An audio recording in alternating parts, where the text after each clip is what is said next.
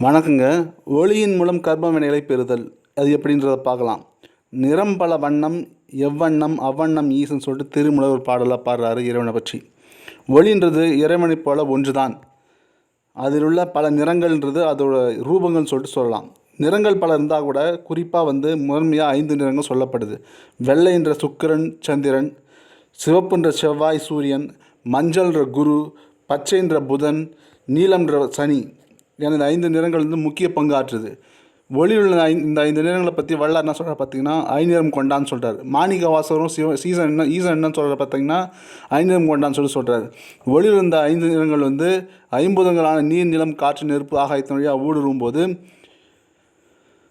அதை தாவரங்கள் உட்கரித்து நமக்கு உணவாக சேமித்து வைக்குது.